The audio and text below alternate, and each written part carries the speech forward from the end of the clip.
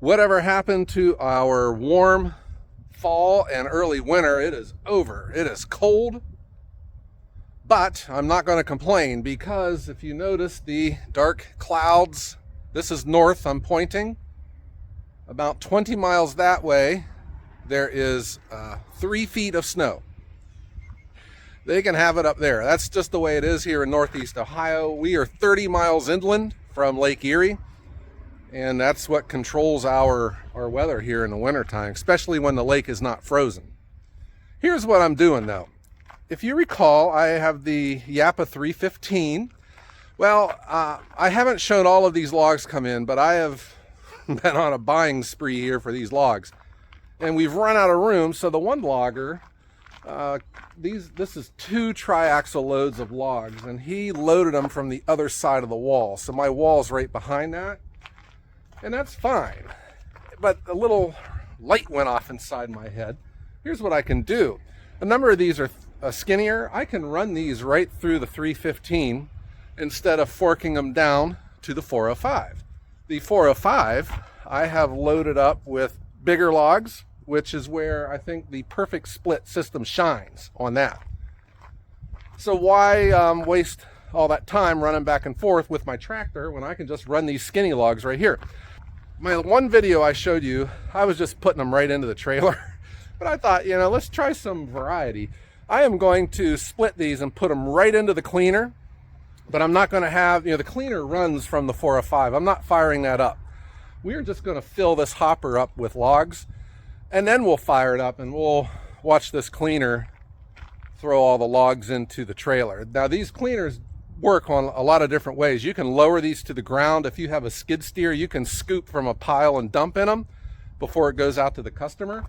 And I think that will be the look here today. So we'll have this filled up because this thing is strong. These tines, they don't slip, man. They're tough. Because if you're interested in a cleaner, I think the Japa is something maybe you want to look at. But here is what we're doing.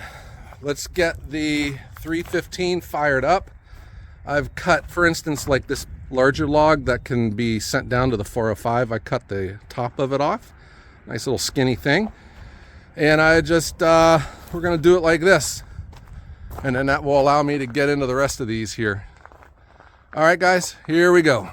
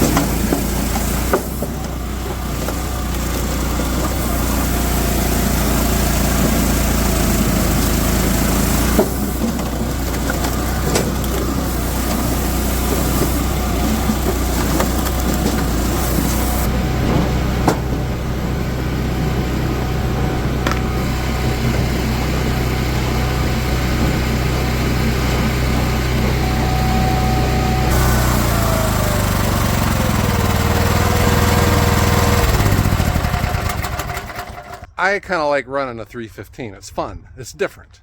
And it's just fun to see this thing work. It is so simple, but it's real effective. I knocked out these skinny logs, got them out of my way. And now the next time I come in and load with the tractor, I will just pull the larger ones out, and I'll probably have some more skinny ones that'll trickle down, and we'll do it all over again. But the cleaner, it's pretty full, so we're gonna fire up the 405. That one there is getting ready to bonk me. But I'm gonna turn off, this is the control for it. This is the disc, it'll run. This shuts it off, and if it ever gets jammed, you can make it run in reverse.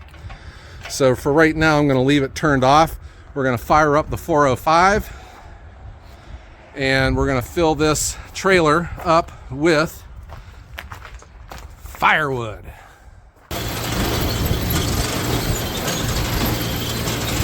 This is what we're gonna do. I'm gonna hit the switch, the valve, and we'll turn these rollers on. Okay, so there it goes. Now,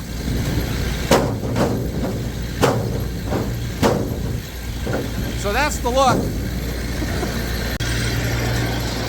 Here's what I'm gonna do. It's cold out, and I don't have the conveyor hit or sped up real fast. I could overwhelm the conveyor right now because of how fast this will feed it.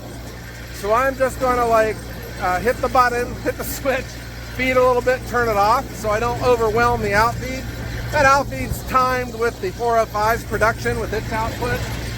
So we will show how this can clean out this entire hopper of wood though. It'll be kind of cool to watch. Here we go.